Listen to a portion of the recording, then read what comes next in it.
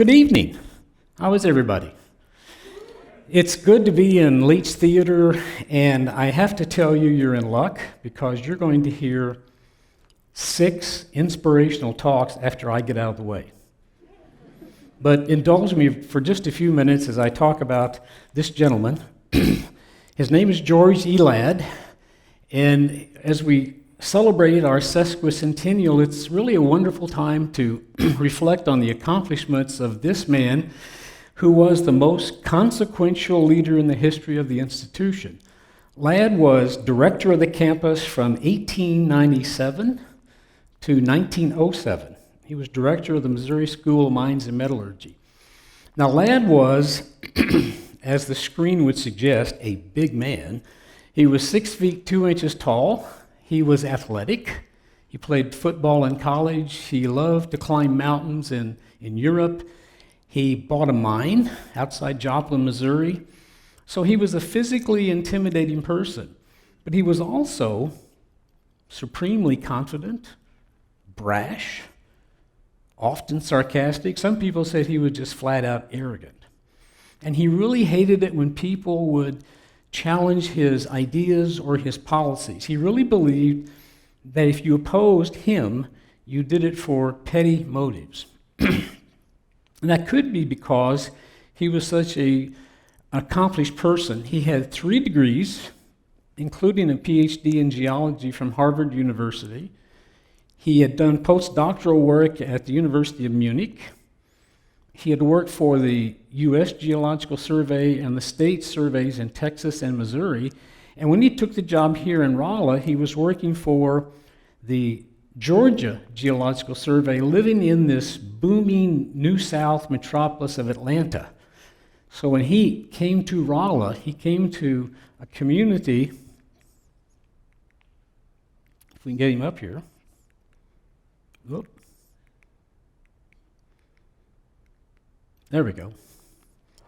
This is a photo of Rolla about 15 years after Ladd arrived. This was a town of fewer than 2,000 people. It's a town that had no running water, a town with no sewage system, and other than the small downtown commercial district, it had no sidewalks. So he's going from Atlanta to Rolla, and then he finds the campus. This is the campus in 1897. It had 4 poorly maintained buildings. Now you recognize the one on the far left. That was called the clubhouse. It served as a dormitory for some students. It's now the residence of the chancellor. The second building is the chemistry laboratory building. Then next to it, a building we still have, the Rolla building. And there was one more just off the screen. It served as both a power plant and as a lab building for students majoring in metallurgy and mining. When he stepped foot on this campus, he discovered that all the buildings were in poor shape. In fact, the one off the screen, the one wall of the mining building was so fragile, he had to have tie rods attached to it so the wall wouldn't collapse. The campus had one well, and usually it didn't provide enough water, so almost every day the campus had to haul water from what was called the Frisco Pond, and you know it as the lake in Schumann Park. There were behind the Rolla building a whole row of outhouses, so you can imagine the aroma of the campus on hot days. The campus had 115 students. There were 8 faculty members, and most of them had 5 to 6 course preparations every year. Ladd, as soon as he arrived, learned that the Board of Curators was considering moving at least 1 degree program, if not all, to the Columbia campus. Now, to make this worse, Ladd learned that the presidents of the peer institutions to this one said this is not worthy of being called a mining school.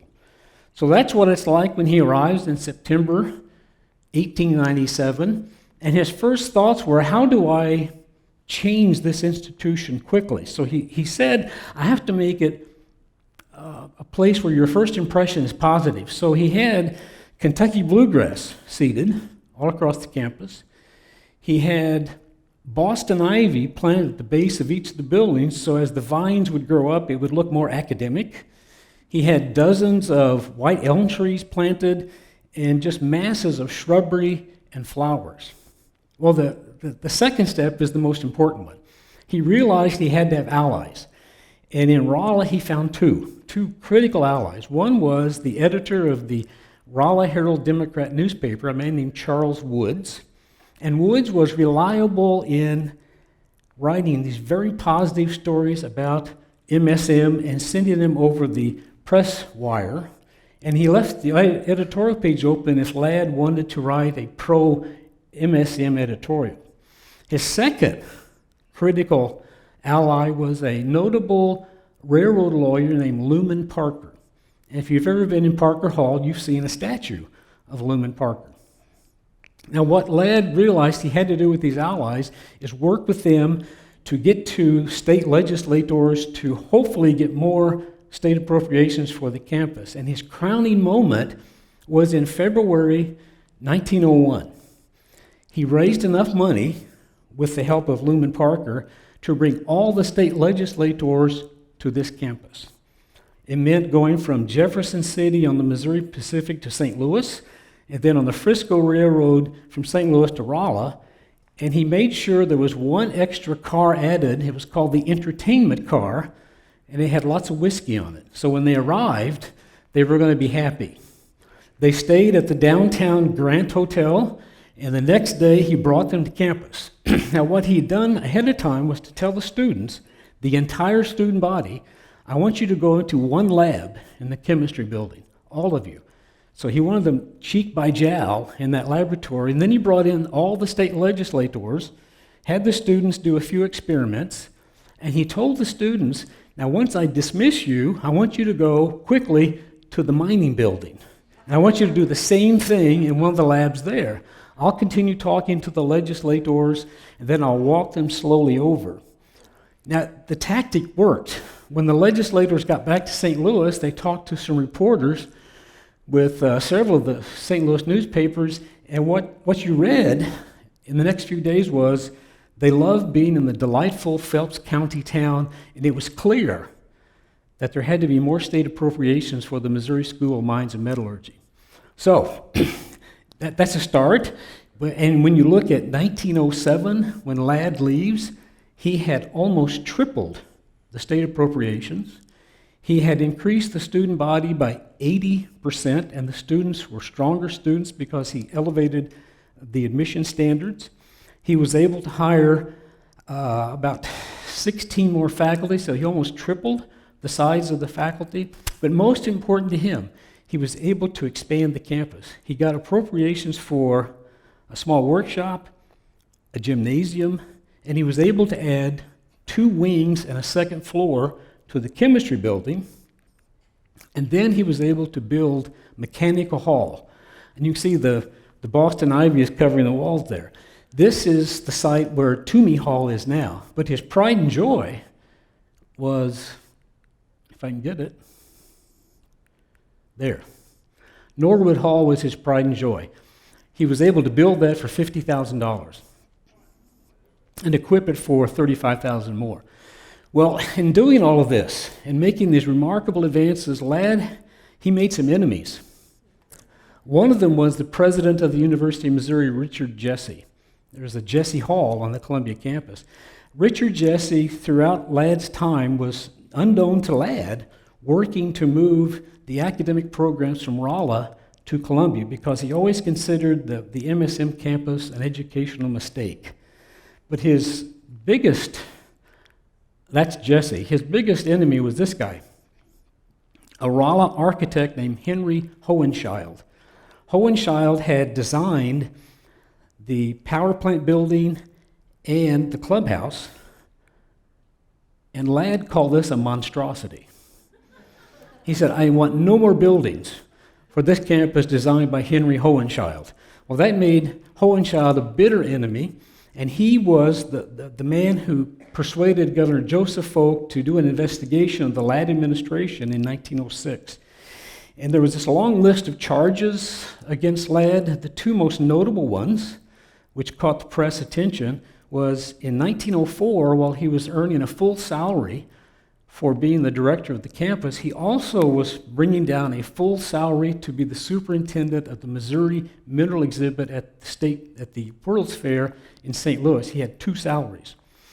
Secondly, Ladd had been very concerned that students were drifting off campus at the end of classes down to 8th Street.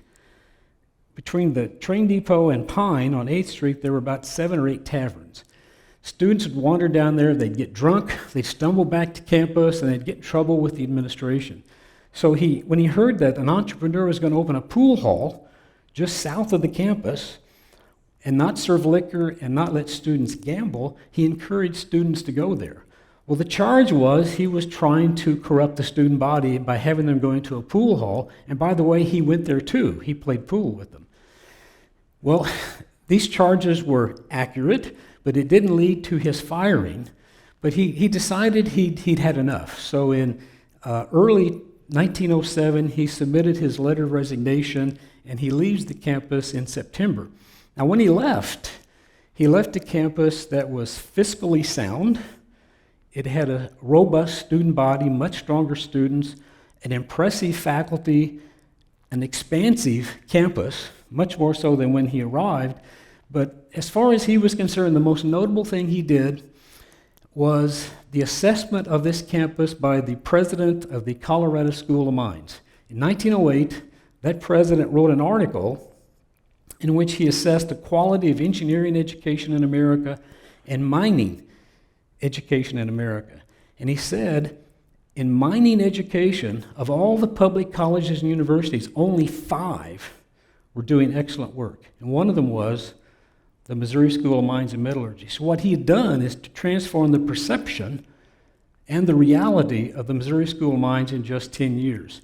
Now, as he neared the end of his life, he understood that someone was going to write a history of the campus, so he supplied some information, and he offered a one-sentence conclusion about his contribution to the Missouri School of Mines and Metallurgy. He said, "Hell, I saved the school." And he did.